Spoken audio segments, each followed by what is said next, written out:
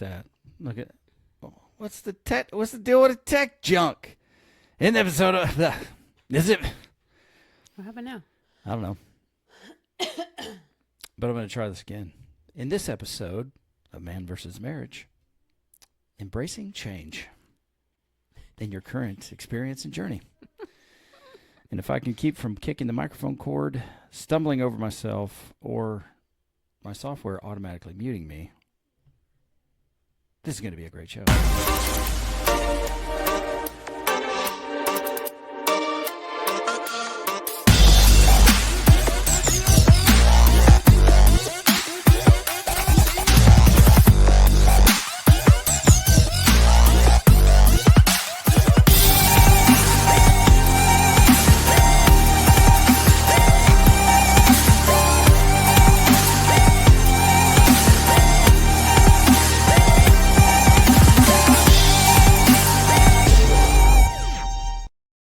Welcome back to another episode of Man vs. Marriage. It is I, Quincy Moran, your humble servant, a.k.a. the Q-Dog, a.k.a. the Q, no, a.k.a. the Q-Diggity Dog.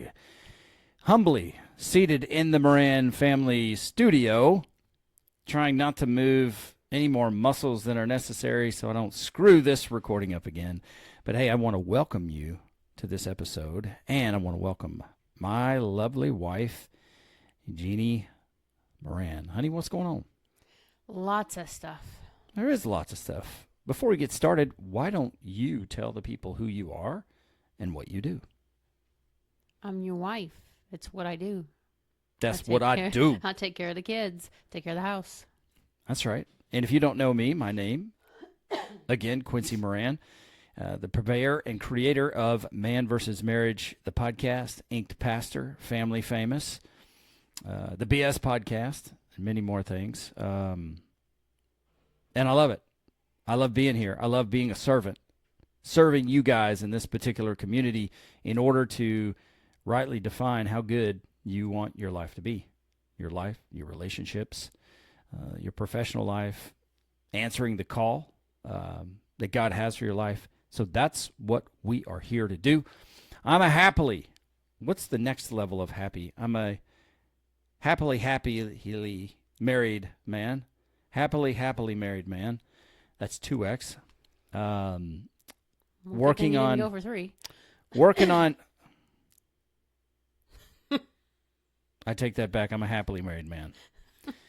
Working on year 26 of marriage to this beautiful woman that I do this podcast with. We are the proud parents of 8 children who are now practically all adults, from 17 to 24 years old. 7-year gap, 6.5-year gap. My wife's a Californian, the Q-Dog. Reigns from the great state of Alabama, but moved to California, met a California girl, got married, had 8 kids, and then we uprooted and moved ourselves to Texas, USA, a.k.a. Freedom, USA, because California went too communist for us.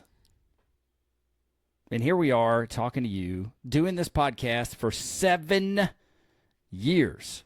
7 years we're doing this podcast. And we're just getting started. And we want you to know, through change, through trials, through adversity, through it all, you can have a better marriage than you ever thought you could have. True or false? True. Were you about to say false? No. What were you about to say, or did I catch you off guard? No, I was just listening to you, and then I realized that you were talking to me, not the listener, so I had to respond. Mark this day in history. You were listening to me. This is a great day. I didn't say you were right. I said I was listening. I didn't say I was right either. I said you were listening. And we now have it on record. And now you're hitting the table. Hey. Have mercy. Okay, so today is going to be a journey episode. And there was a time, probably 2 or 3 years ago, we went through about a year of doing a series, which we would give you the journey, and then we would give you the game plan, and then we would give you the playbook. It was like a 3-part episode on particular topics that I think maybe next year we should redo some of the best ones with the current level of experience we have in life and where we've come from. And the journey episode is for us to get on and talk about what is going on in our life. Why does that even benefit you? Because you have things going on in your life as well. And so it helps to hear that you're not alone in something. It helps to hear that other people, even people that have a podcast, are going through real life. And that today is what we're going to talk about. But really the overwhelming theme of this is how to embrace change in your life. And Coach Rita used to teach us this, not just Jeannie and I during our marriage counseling, but to us as a church in general, and that is change is inevitable. Change is happening. It's going to happen. Growth is optional. So it's up to you what you do with that change. And I always love the theme, or not the theme, but I love the saying that we learned from Ed Milet, which is life is happening for you. It is not happening to you. So whatever is going on in your life right now, I promise you it's temporary. And so we're going to talk about some of the changes that are going on in our life right now and the adjustments that we're making in order to strengthen our relationship, but not just to strengthen it, but to expand it and to grow it. And as Rocky Balboa would say, life ain't always sunshine and rainbows. And that is true. That's true.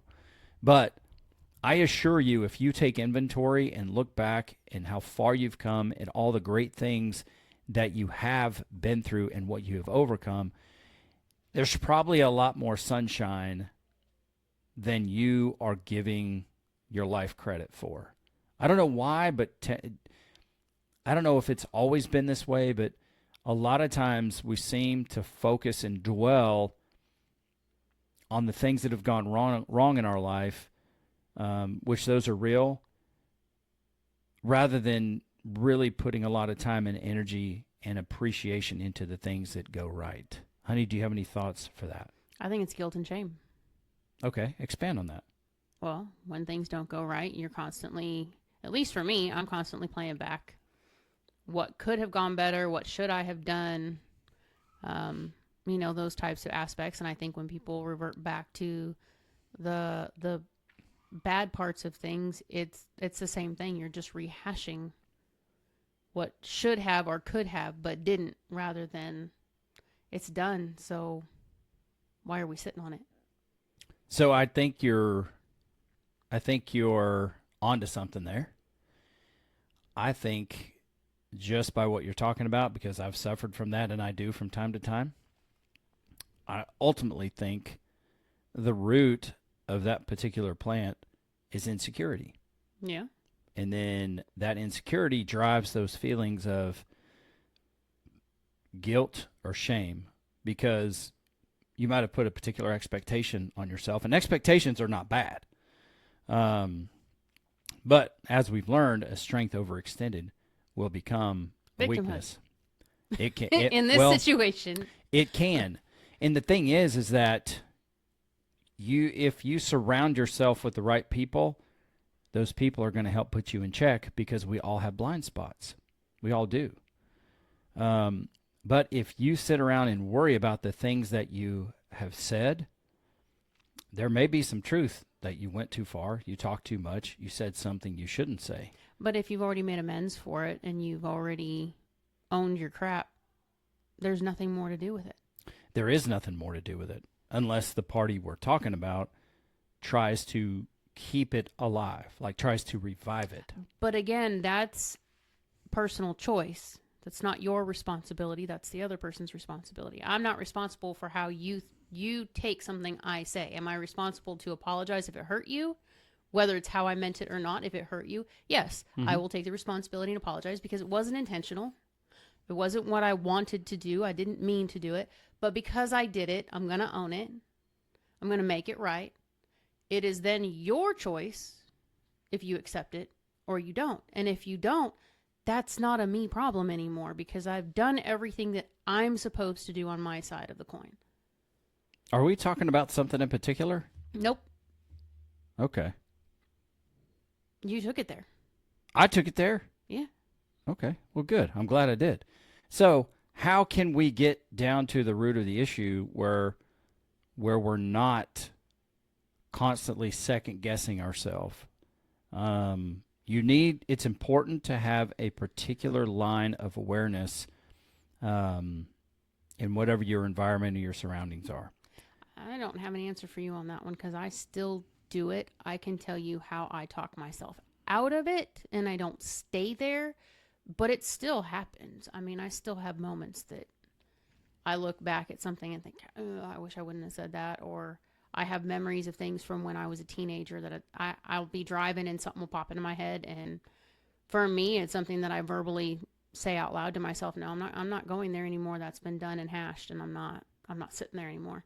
And I can typically sway myself into a different train of thought, but it's still something that comes up. That for me, I think is one of those things where it tries to distract me. It tries to keep me from moving forward, or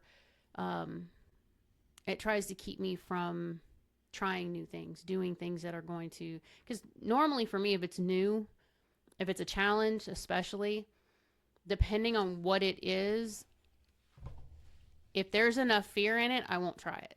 Mm-hmm. And I'm slowly, in the course of probably the last 5 years, getting to where I can shut most of that down. And if not, I'm at least in a place where I can talk it through with you in a check-in situation and say, okay, this is where I'm at. This is what I'm thinking. This is where I'm going. And at that point, I use you as the sounding board to help me talk through or change my mindset. Yeah. Well, there again, there's a lot of wisdom in what you said, and I think thinking the thing is not the problem. And my belief is thinking the things can come internally. It can just be there. Or, like it or not, there's an enemy that doesn't like you. It doesn't like me. And so those things can come from the outside. They can be dripped in. They can be whispered in your ear to your credit in order to distract you.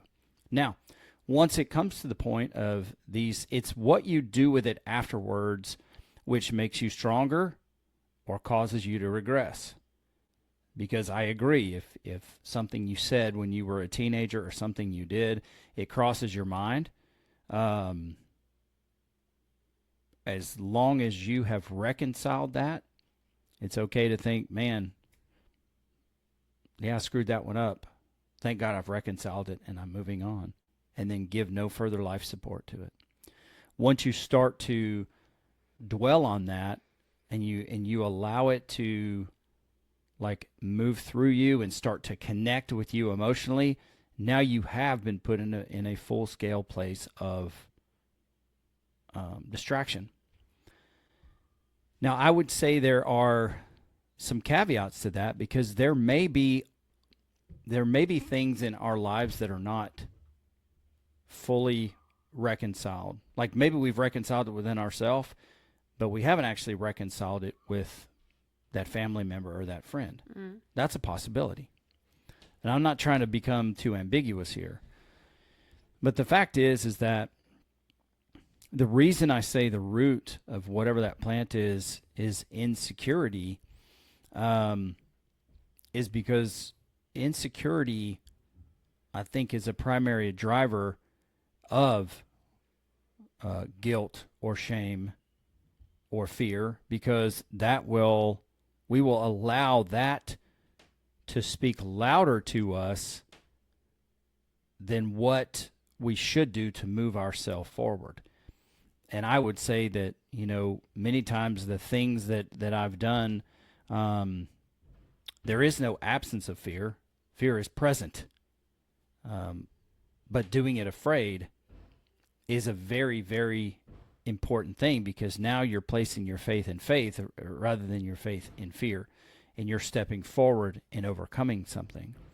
And so there may have been things that have happened to you in the past. You may have caused situation X, Y, or Z to happen in the past. And now here you are presented with a memory while you're on your way to do something that may be similar. And you may have the root of insecurity within you. And then I like to take and measure it against a couple of things. The first one would be, what is my intention? Knowing what I know now, what would my intention have been? And then what is my motivation? And if I can match any of these things against that, then I can overcome whatever that distraction is. But I still get caught up in it. I speak to people in my professional life, and I'm an oversharer. I just overshare when it's not necessary. That's just part of my personality. And there have been times where I've just laid awake in bed at night and just gone over it and over it and over it, and it derails me from any forward progress. And that was the basis of that, at least where I came down to it, was being insecure about what my intentions there and what my motivations were. But once I resolved it, I was able to put an axe to that and say, no, I know what my intentions were. I know what my motivations were. They were both for good. They were pure. And I'm going to stand on that. And so when the waves come along, like you imagine the ocean and the waves of shame or guilt or fear, they wash up. They always wash back. They do. And so you resist that particular feeling. And as you resist it, it washes back out, and now you're ready to take another step forward. So I think you bring up a great point. Yes, and Kirsten's being pretty lively. But with that being said, let's talk for at least a few minutes about what's going on in our life, and what the last month or so has been. And if you, the listener, would just listen very intently, maybe some of these things that are similar going on in your life. Maybe you're not at that part of the journey yet, but you can pull some similarities out of it. But I'd like to give the floor to you, honey, and let you talk through your perspective on what's been going on in the Moran household. A lot's been going on in the Moran household. We have kids being promoted at work. We have our youngest who went away to college for a summer program. Our middle child moved out in almost the same week. My parents are going through some things medically that we're dealing with. It's been a very busy, probably last 6 weeks. Like, everything has just kind of landed on top of each other. I think this month has been a little bit harder, at least for me emotionally, just because we got to a point. We dropped off our youngest, which we were talking about this the other day. When we dropped her off, that was really, really hard for me, especially when I walked in and she was only there for 30 minutes to an hour before I went to go with the other kids and go see her. Quincy was with her. They went to take her stuff into her apartment because for the summertime she's sharing an apartment with some people. And her room was done. I walked in and everything was in its place, and it sucked. It just sucked for me because that's you're moved in now. You're there. And I didn't like it. That same day, I got a phone call from my mom that some things that we were waiting on medically had finally come through, and I wasn't expecting it. We had been told it was going to be a few more weeks before we knew anything, and this and that. So I was kind of, because of what we were dealing with the kids, I had kind of put that stuff to the side because I I don't know. I think you and I discovered a few things in some of our check-ins. For one, there were 5 major events going on at one time within less than a 6-week span. And those 5 things had every single one of them. All we could say was, I don't know what it looks like. Mm-hmm. I don't know how to emotionally respond because I don't know what it looks like. So I felt like I had shut everything off and had gone numb. And really what I think I finally learned how to do was don't react until I have a reason to react. But then on the day that we dropped off our youngest, we had multiple things hit in the same day. Like within a few hours, it was just stacked on. And it made for a really shitty couple of days for me. I had a lot of emotional ups and downs. I think everything that I had been kind of waiting to hit finally did. And then it took me a little while. It was nice because when we dropped her off, the benefit was she was only going to be gone for a couple days. So in my head, I had already I got to get through 2 days. I can do this. We've done going to stay at Grammy's house for a week. I can handle 2 days. I got this. They were really rough 2 days, really rough. But then when she came home for the weekend and then she was the one who was leaving, she pulled away from our driveway. For whatever reason, that was a lot easier for me emotionally. My mom kind of explained it as when you drop your kid off, you kind of feel like you're abandoning them. When they leave you, now it's a choice, a decision that's been made, and it's okay because you know that they've chosen to do this. It's not something that I've chosen to do. It's something that she's chosen to do, which for whatever reason actually made sense. Our middle kid moved out. We were kind of at that point. And she moved out within, a week? Yeah.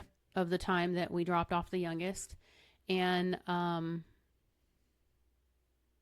don't know. That one was a good situation. The way that it went was a better situation than it was the first time it happened. Mm-hmm.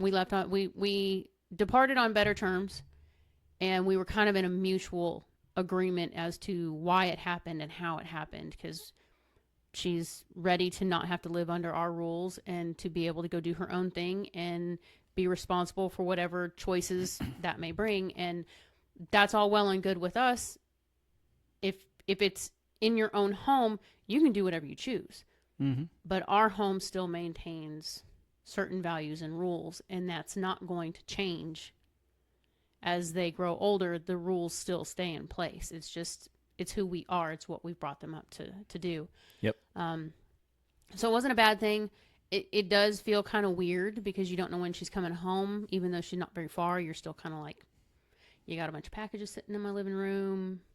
I don't know what you want me to do with your stuff, things like that. But like I said, she's only been gone for a week, so I'm sure she's still working kind of some of the bugs out of her own situation. You and I have been doing the check-ins more consistently, which has been a huge difference for us. Mm-hmm. Over the last, 10, 11 weeks now? Yeah, about 10 or 11 weeks in a row. And without fail. With everything going on, I think that's been the deciding factor. Because especially with going through all of the ups and downs in the last couple of weeks, I don't want to give a whole lot of information out because it's not mine to give, but the medical side of things going on with my parents. My parents are older. We're at that stage of life. So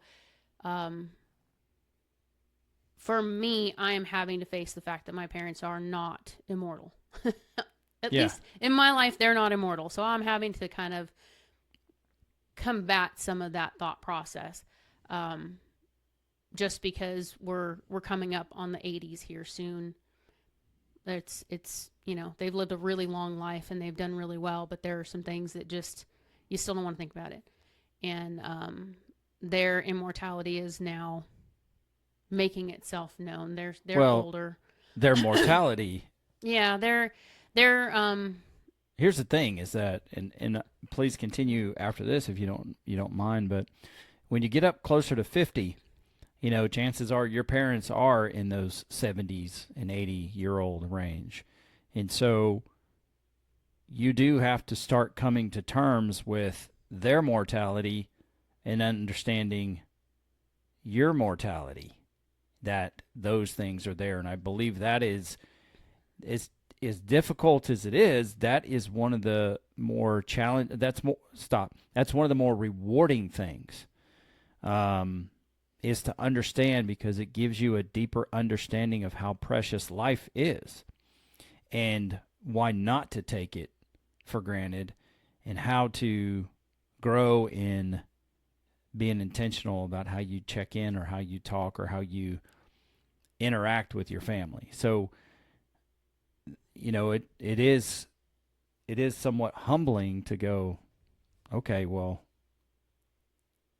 there is that time of life where your parents start to get older, and it's a very Check engine lights start coming on. yeah, that's true. Those But things happen. it's for me, it's the point of, at the stage of life that we are currently in for our family, is originally when they were really young, I couldn't go help. I couldn't be there for my parents. My parents did whatever they could to be there for us, but we had 5 under the age of 5 in diapers all in one shot. We had 8, between 8 years old and newborn at one point.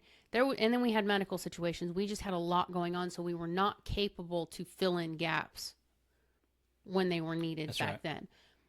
Now that they are older and things are different, the kids are older, they can do things on their own. I have the availability, but I'm still kind of torn, because there are parts of life that our kids are going through now, decisions that are being made. They're older. They're trying to grow up and figure out their path. And that's something that, although our role as parents has kind of changed a little bit, rather than being in charge, we're now the advisor, which is really weird. But for me, it's still that I still need to be here. There are a few things going on that I still need to be here. Sure. And it makes it difficult, because I want to go and help my parents, and do what I can there. So we've had to come with a compromise of, how often can I go? Can the other kids help bridge the gap so that we can go? How often can you go? Because it affects your job as well. It's just a lot of shifting things around right now. And then trying to make sure that we are not headbutting and, snapping each other. Because we've had several conversations where I've just had to come out and tell you, I don't know if these are my own emotions. I don't know if this is my age and hormone changes. I don't know if this is just the situation has pissed me off, and I don't know if I'm even supposed to feel pissed off. Yeah. So we've had to kind of navigate those kind of things, but it's not what I saw growing up. So that gives me hope that there is a way to change how our kids view this time of life, and how hopefully when they get to this point in life, it will be different for them as well. It wasn't that it was bad in my house. It was just a lot of things were just accepted. Menopause is in control of everything. Not for me, it's not. I refuse to own that in any way, shape, or form. There were some things that went on in the women in my family that were just, if the doctor said you need to take this, we just took it. I'm not. I'm just not. I don't like the way it makes me feel. I don't want to do what the long-term effects can be. I'm not going to do it. And it's not anything that I feel is detrimental to my health. I mean, if it was my heart and the doctor said, hey, you got to take this because your heart's bad, of course I'm going to take the medication. But anybody telling me I need to regulate my hormones and take this, that, or the other, I'm just not doing it, because there's too many side effects that I'm not willing to compromise myself for. Yeah. Yeah. But I also know that that was a time when I was growing up, and it's no dig at my parents. I understand what my mom was going through, because she was taking medication, because she was going through menopause, because there were all these variables. She was also in my phase of life now, where my sister had moved out and gotten married and had a kid, and I was preparing to move out and get married, and we were talking about kids, and so I get it. She was going through an emotional roller coaster on top of Yeah. all these things that were happening. But that was a hard time in my house because my parents fought a lot during that time frame. And most of it was because my mom's mental state and emotional state were just all over the place. And she had no control over it. Like I said, I'm not taking a dig at her. I understand why things were the way they were. But I'm looking back on some of that here lately, kind of remembering some of the arguments that took place. And they were stupid things. I mean, stupid things. And they'll tell you the same thing. They fought over little stuff for no reason, but it became a big issue. Well, just to pause you there one more time, we do that. Yeah. We do, all of us do that because, just saying, I can't imagine that the majority of the reason your parents argued is because your mom's emotions. I know your mom and your dad, and I wouldn't say the majority of the reason that we argue is because of your emotions or whatever. So I don't know if that's what you meant. But what I can tell you is that we, as human beings, when we don't understand why we're feeling what we feel, the knee-jerk reaction or the process typically turns into, I'm going to project on you how I feel, and we will argue about that. We will turn our guns on each other, metaphorical guns. Like we'll turn fire onto each other, even though we are home team.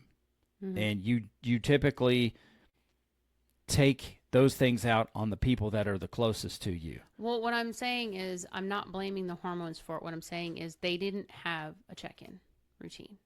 They did not have the communication that you and I have. Not because they didn't try. They never got it right in that time frame. It happened later on in life when my dad went through his cancer and everything shifted. They had to rely on each other and no one else. And that's when I think a lot of that changed for them. Was my mom had to know everything that was going on with him, mentally, emotionally, physically, and the same for her. In order for them to help each other and get through it, they had to figure that out. When I was growing up and getting ready to move out, and my sister had moved out and had a kid, they hadn't figured that part out yet. That's what I'm saying is different. I'm not blaming her hormones. I'm saying because of what we're dealing with. Look, our youngest moved out. I have never been more proud in my life of that kid. At the same time, I am terrified as all hell about her riding on that road coming home. I am terrified of her being in the area that she's in, knowing what the weather history is there. That bothers me. That's something that's always bothered me about moving here. But it's also grown my faith because I have to trust somebody else has control of this. I no longer have control, which is one of the biggest issues I have, is I have had control over schedules and school stuff and being places when I was needed and fixing issues for kids and advocating for issues for kids. That's been my life's role for 24 years. So to be in a place where for this particular child, because she is the youngest she's starting college at 17. Most kids are already 18 going on 19. They've already had a little bit of time to kind of get used to their 18-year-old britches, so to speak. She's 17 with the mindset of 25 because she is goal-oriented like her daddy. She locks in on what she wants, and she just goes. She hits the gas, and she doesn't let anything stop her. But for me, had I not had the ability to talk to you about the emotions I was dealing with, that could have got really ugly really fast. Yeah, I agree. And, I've just got to say, I cannot thank God enough for teaching me about the value of a check-in. And look, we tried other people's versions. We even tried making our own version. But the timing of what he put on my heart for the check-in to evolve into, The timing couldn't have been more perfect. No, and I think that's why it happened the way it did, because we were coming out of your surgery. We were coming into the next phase of life, which was she was graduating. You were getting back on the road. You know, the twins are now, one is in her second year of college. The other one is promoting, has promoted in work and may promote again. She hasn't decided. Relationships have now started taking place in the house with, you know, the girls finding boyfriends and things of that nature. We've got one that has a promise ring and has the same intention we did when we started dating. We're going to court. We're going to get married. This is what we're doing.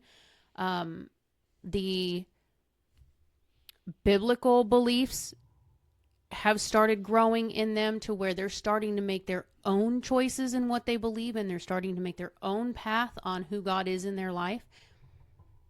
Those things all happened, like, I don't want to say it all happened at once, but it felt like the big moments all kind of just hit in one full wave. A lot of change in a short period of time. And had we not navigated, number one, we had a big fight in the middle of that, which we don't usually have big fights. We have arguments, we get over it, we move on.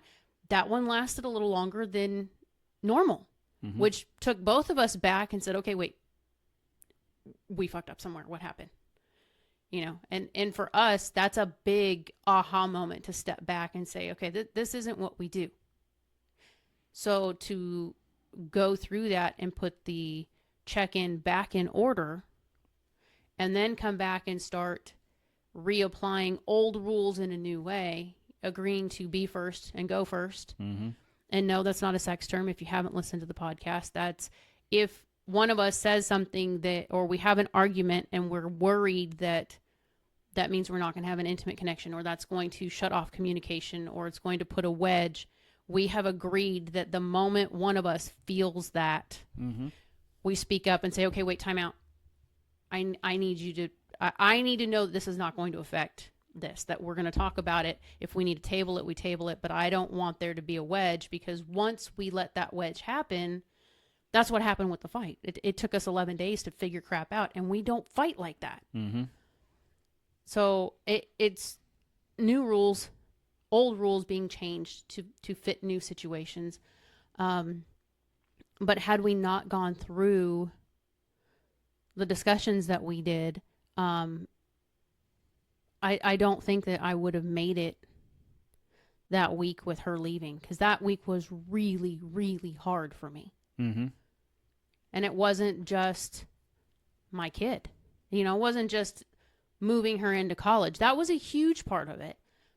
But my parents' thing coming into play at the same time was just like, okay, I have this over here pulling me, and I really want to be in this over here because it's pulling me too. My baby, their baby. Which one am I supposed to be right now? Where do I sit right now?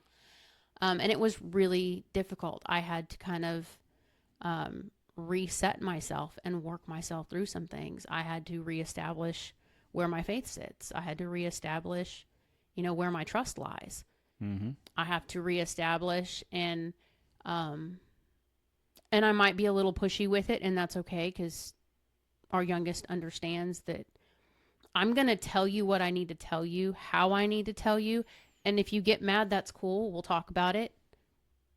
But I'm not going to lie to you or give you the sugared version so that it doesn't impact you when you actually face it. I want you to know this is where you're walking, and this is what's coming, and these are the decisions that you're going to be up against.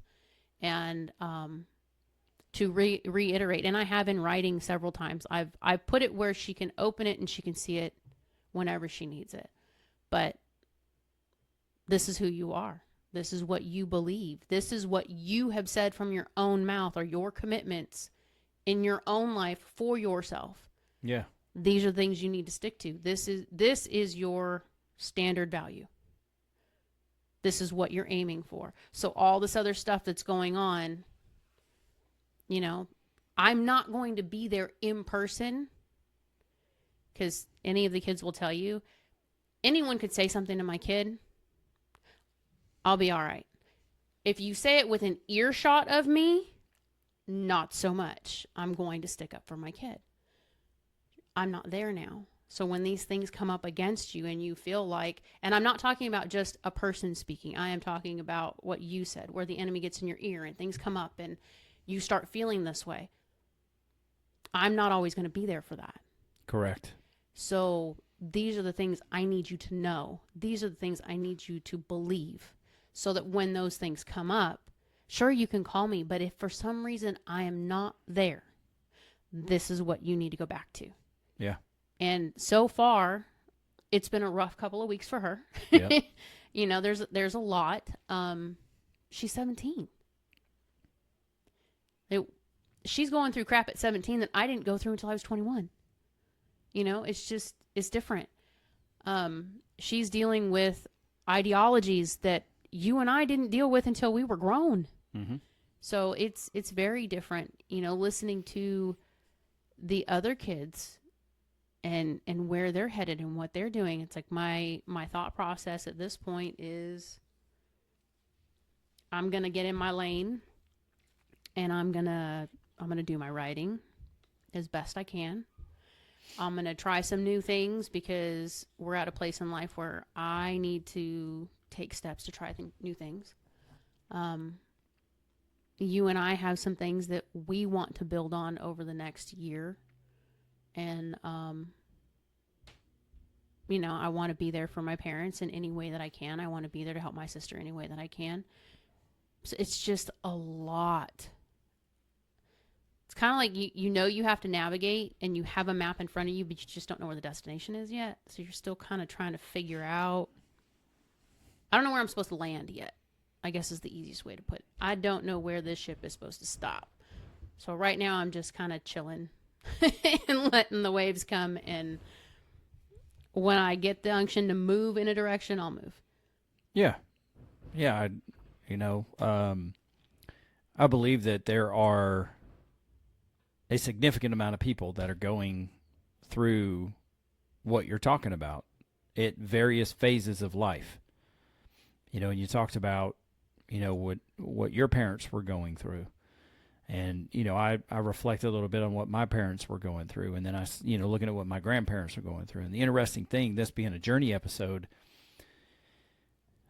our parents and grandparents and our friends' parents, etc., they were all providing us a journey episode of their life. Mm-hmm.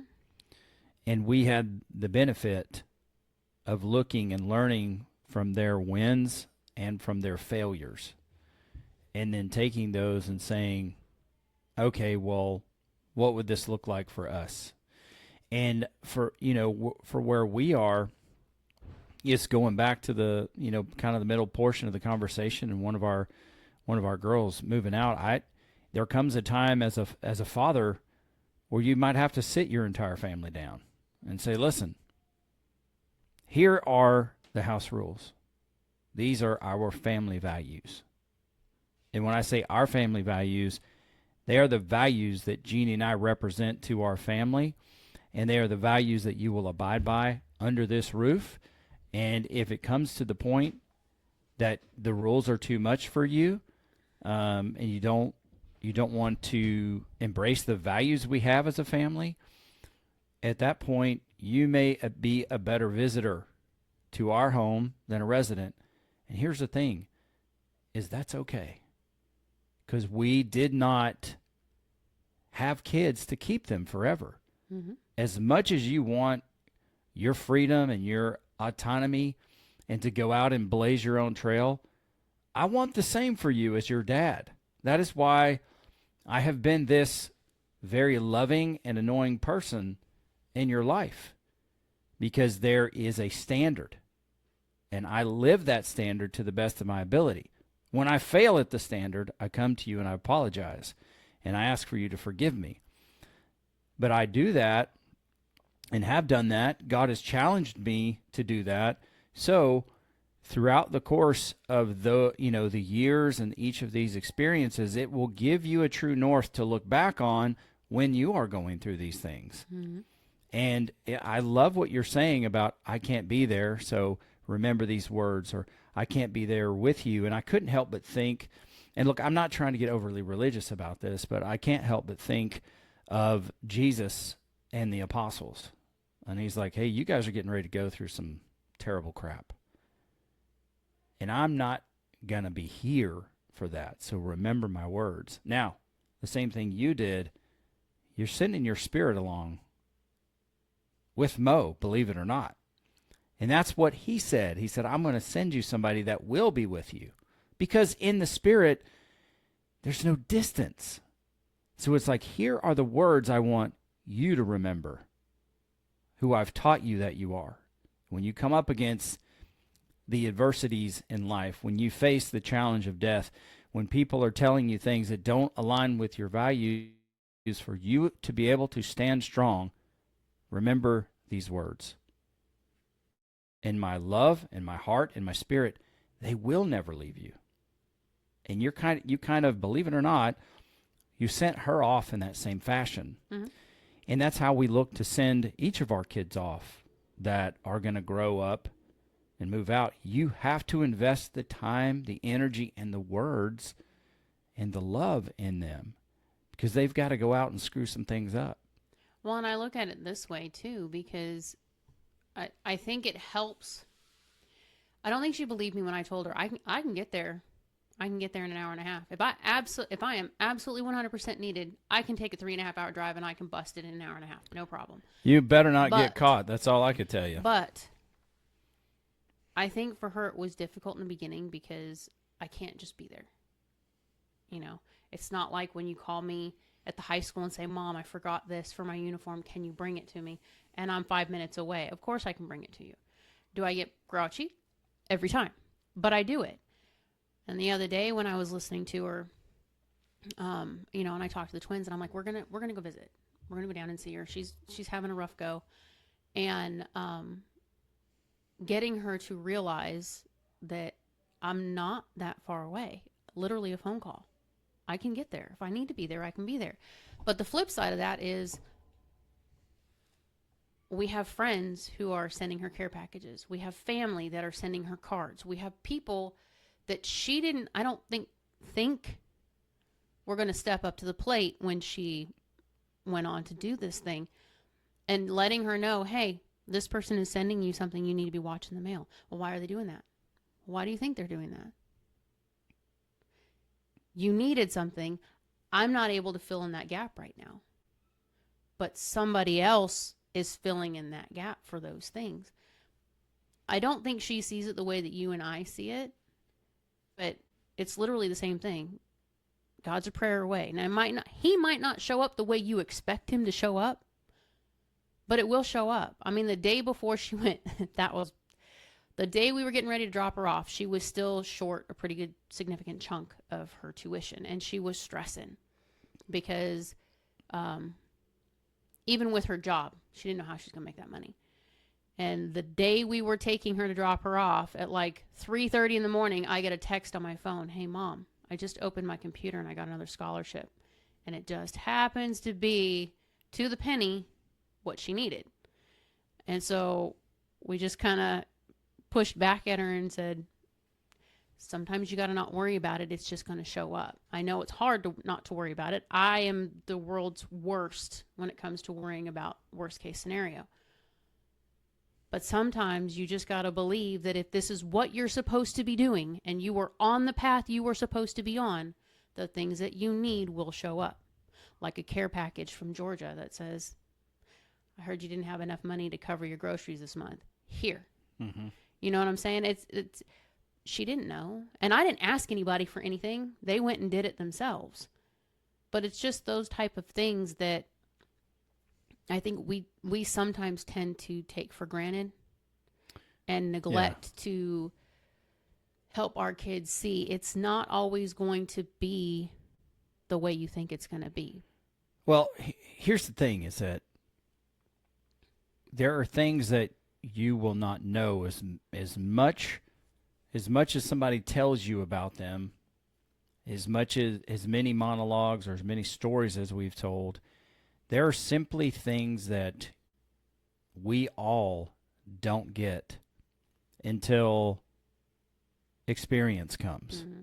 it's not possible for you to understand. Like if you're in college and the teacher has never had like a job out in the economy, but they're teaching you about business, it's all book knowledge.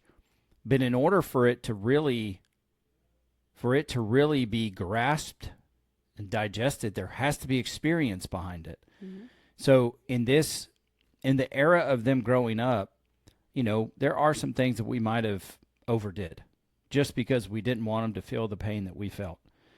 But this is the time where she gets to put the practical application to work. Mm-hmm. Because right now it's all been classroom activity.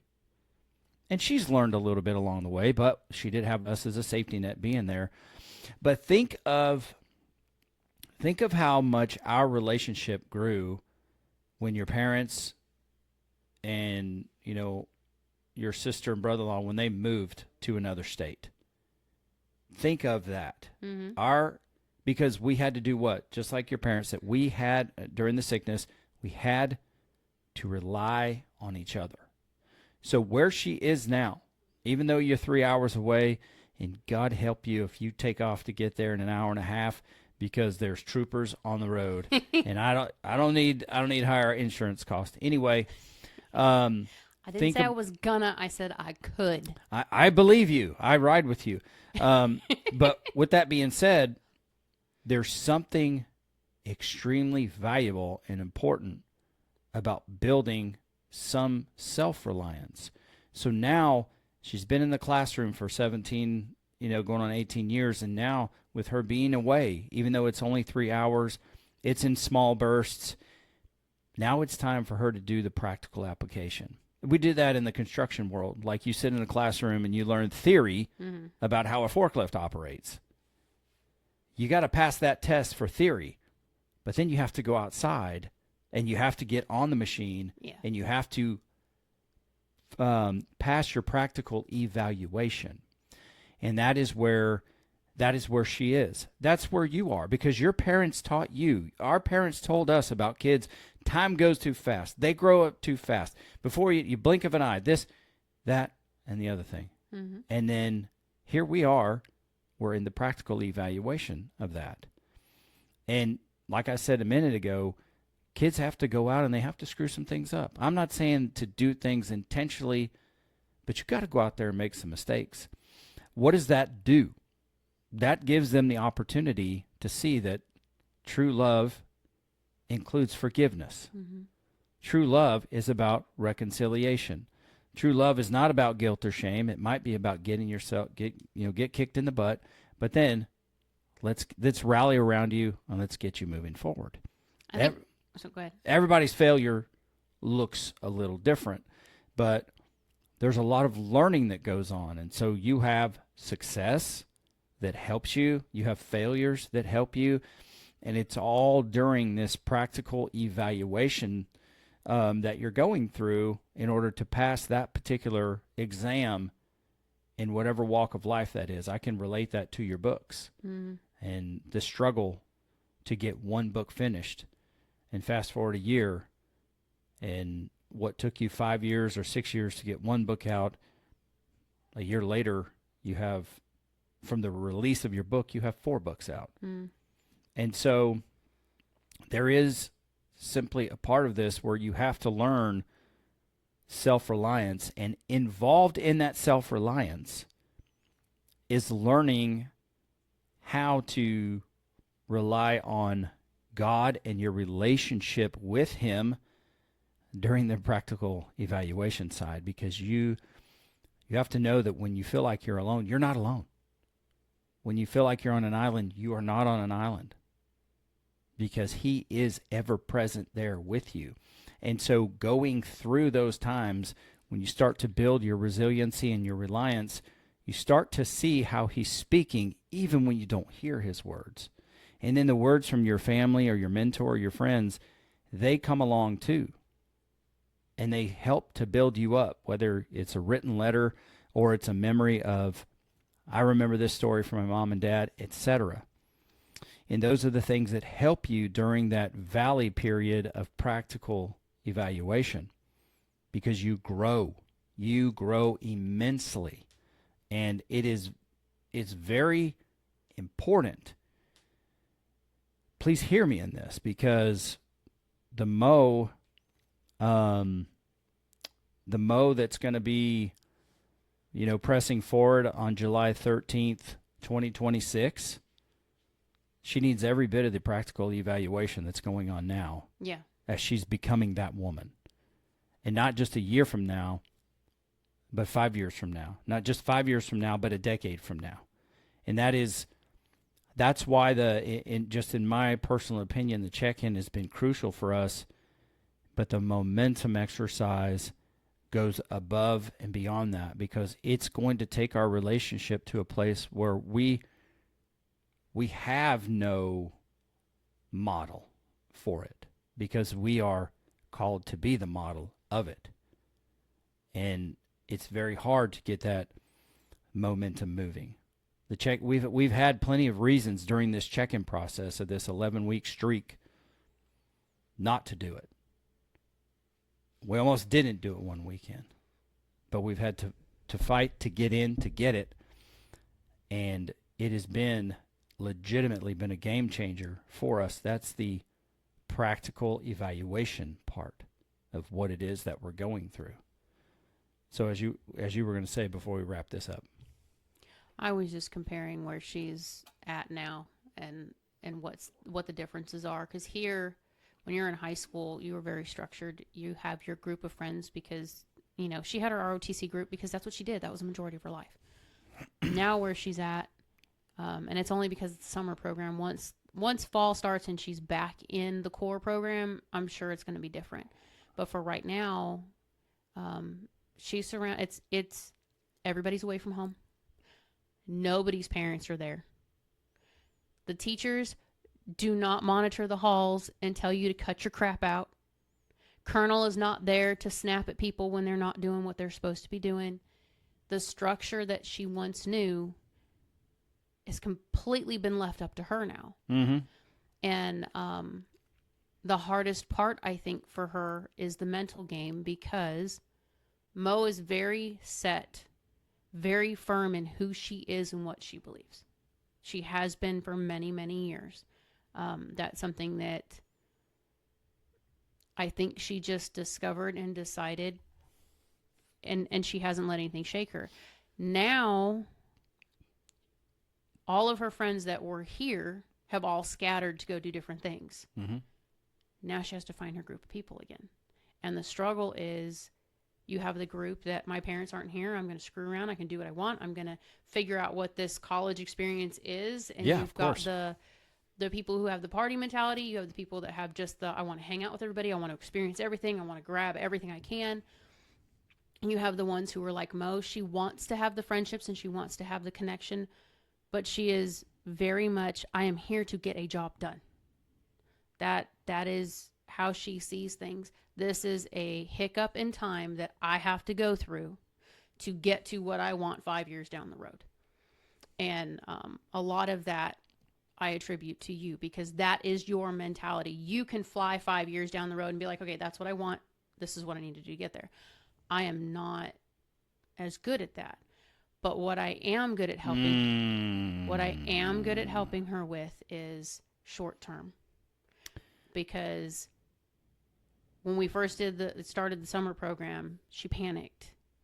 She started panicking right away because the amount of homework she's going to have, and she's only got 7 weeks. And okay, look, summer classes are 14-week courses crammed into 7 weeks of time, which means your homework is more, your study time is more, the pressure is a little bit more. But if you can do that, your fall semester should be a breeze. You should be able to click into fall real simply. Is it more work because you have more classes? Absolutely. But you don't have to spend as many hours on this stuff. You can spread it out a little bit more. You kind of have an idea on how you need to study now because you've had 7 weeks to train. Finding her group of friends. She's found a pretty good clique, it seems like. She's got a few that, our joke right now is there's a large group of people who want to watch this trash show called Love Island, I guess it is. I call it trash because I don't like watching people cheat on people. It pisses me off. So for me personally, it's not something I would watch. But for her, her first response was, number one, I'm 17. It says on the TV 18 and over. Can't help you. Second response was not interested. Just not something that she cares to watch. And the third response was, I have work to do. I have a job to do. I have an expectation of what my grades need to be. This is what I'm going to do. So she's having to not only remember who she is, but she's having to hold fast and then find the group that will help build and shape and maintain that. And I tried telling her the other day, you're not going to like it. And it's not something anybody wants to hear, because she has some people in her ear and in Jackson's ear about some things that they know nothing about. And I said, remember Dad telling you about Graham and the Three Stooges? At every point in your life, every stage, you're going to get Three Stooges. It might be the same. One of them might be the same guy for the rest of your life. I could pinpoint yours, but I won't. I'm pinpoint mine, but I won't. But the point is, there are going to be three people at least that are going to chip away at your patience. They're going to chip away at your resilience. They're going to chip away at who you claim you are. They're going to do it on purpose. Their job is to piss you off so that you can grow and maintain who it is you're supposed to be. And I think that kind of helped her step back for a second. It's like, I understand that you have this group that has a reputation for being this type of people, and you're going to have to acclimate to that whether you like it or not. I get that, because it's part of your core, it's part of the school, it's just part of college. But you do not have to compromise who you are and what you believe while acclimating to these people. Let them be stupid and get in trouble. Let them be ignorant and not make the grades. That's not a you choice. I think that's been her hardest part, is now she's trying to find the people that will jump in the boat with her and stay the course and be who they are and be true to who they plan to be and not give in to all the crap around her. Because it's a really hard ride to take by yourself. That's what people do. They do, but I don't know that I would say it's the healthiest. I mean, you have to find your way. She has to find her way. And she will. She will. And she will. You know, I think, too, just as much as we've talked about our youngest and what, you know, she's accomplishing, there's also other people here that are accomplishing big things as well. Mm-hmm. And this is just the most recent. No, not really. Not really, because, you know, our middle child, although we've had our challenges, you know, she just earned a promotion at work, and now she's out on her own. And it took some help to get there, but she's done it. And I am proud of her for making that promotion. And she, like we have too many times in the past, it could have been done a lot sooner, but she couldn't get out of her own way, and she overcame that.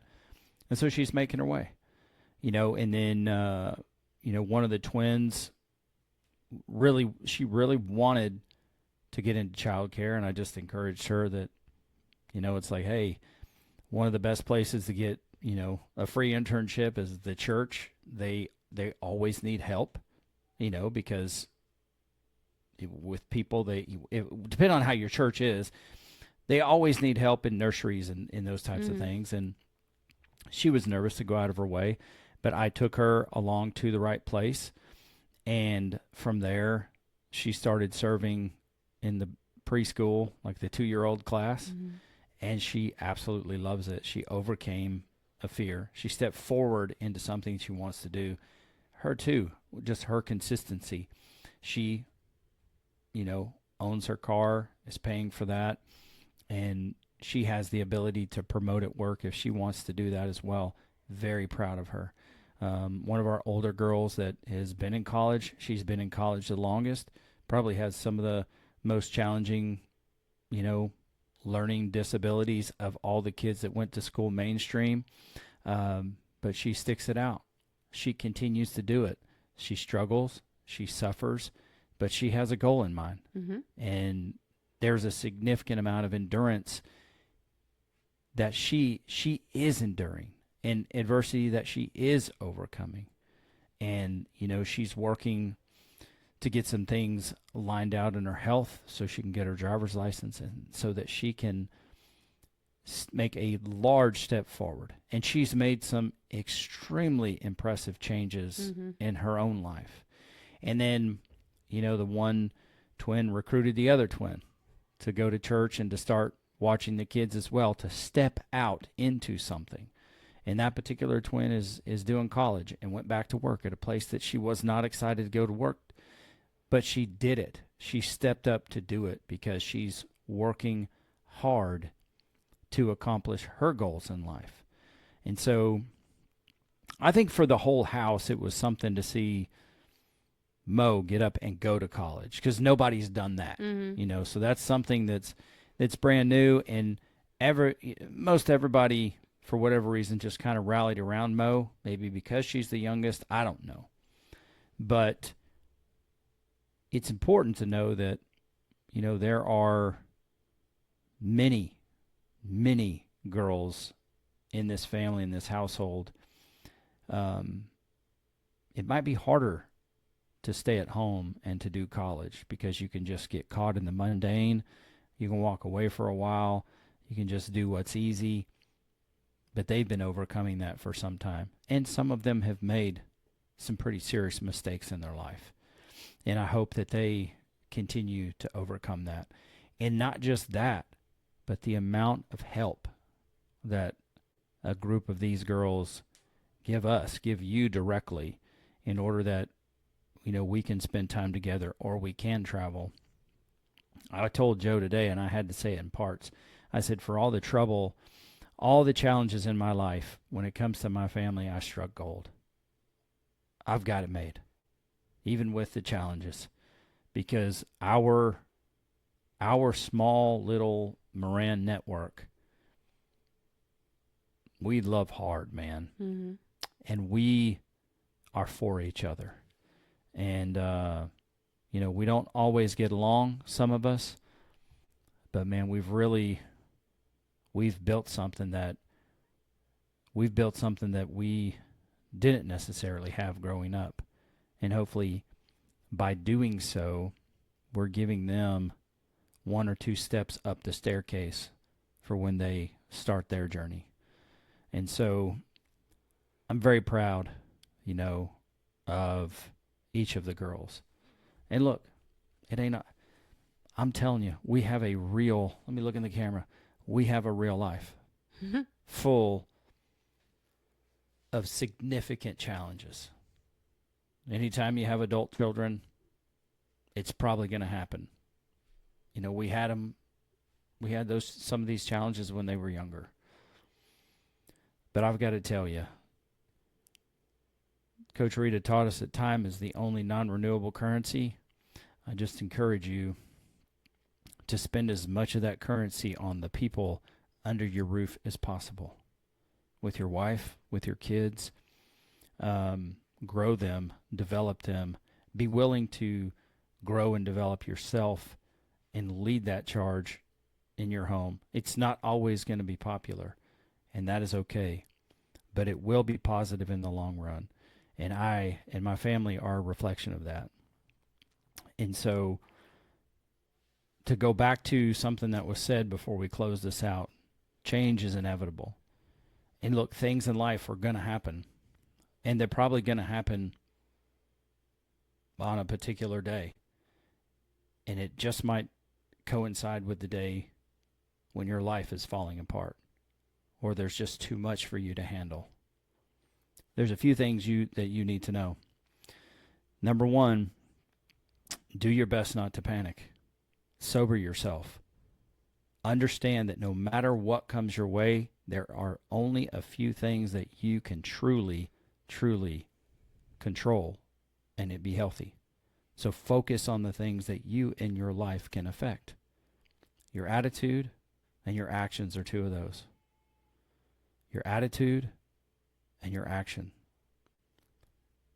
if you take that guideline, the rest of it, you will have time to assess, and you will have to bear your burdens with one another. You will have to lean on your wife. You will at times have to lean on your children. You will want to lean on God. One of the things that he says in the Word that is so awesome, Jesus said that his yoke is easy and his burden is light. So no matter what you go through in the temporary, even when all hell is breaking loose, you can exchange whatever is burdening you for the lighter burden that he provides for you to carry. So know that as things change, and if there's a lot of change in the moment, start to develop that part of yourself that allows you to sober yourself when there's chaos. Years ago, I felt like the Lord put it on my heart to say, hey, where there is uncertainty, be certainty. Where there's chaos, you need to be peace. Where there's hopelessness, you need to provide hope. I thought, just as I was being taught that was going to be for people out in the great beyond. I didn't realize that he was preparing me for your household to be that in my own home. Mm-hmm. But this home and this family is my first ministry. And thank God he's taught me those things. Yeah. So that's that. Make sure you go in and check the show notes. I will, without fail, put the check-in episode in there, a link to that episode, both the audio and the video. I am convinced by experience alone that it is absolutely a game changer for your relationship. You may not know all the tools that we use in the check-in, so if you come up against some trouble, just send us an email. Oh, I haven't even put the email address out there. Just so you know, it's Quincy@mvsmpodcast.com. So that's where we are. That is a little bit about where we are in life, what is going on with us. And trust me, it ain't all sunshine and rainbows. But that's okay. Because then through these things, through these adverse experiences in life, you get the opportunity to exercise the things that you've only learned in theory. You get the opportunity to do the practical evaluation. So you learn about love, you learn about forgiveness, you learn about patience, you learn about compromise. You learn about these things that all make the relationships that you have in your household and in life in general. And so I like to welcome the discomfort, even though in the middle of the discomfort, I'm not feeling good about it. But I do know that discomfort is there and that God can take that and he can teach me through it to prepare me for who I am supposed to be on the other side of that practical evaluation.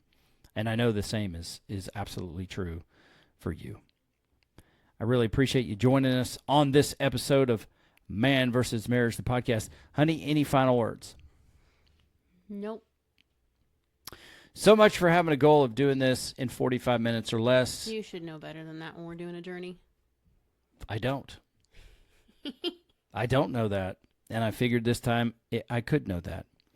Anyway, that is it for this episode. Hey, be sure to go and check out quincymoran.com/apparel. That is where you can find some of the brand new designs that we have out there. I love them. I have ordered some for myself. This is not one of them, even though it is similar. The other new shirts I have are in the laundry, so they'll get washed, and maybe on one of the next episodes I'll wear it. But I encourage you to go there and to check it out because you are a walking billboard for somebody, for something. And if this program has made a positive impact in your life, go to quincymoran.com, go look at apparel, get a shirt, and get out there at the gym or in your everyday walk of life and encourage other people like we've encouraged you, and you won't even have to say a word. I'm almost certain of it. All right, that's it. Remember the email address, quincy@mvsmpodcast.com. For Jeannie Moran, I am Quincy Moran, a.k.a. the Q Dog, a.k.a. the Q Diggity Dog. And this is Man vs. Marriage, the podcast.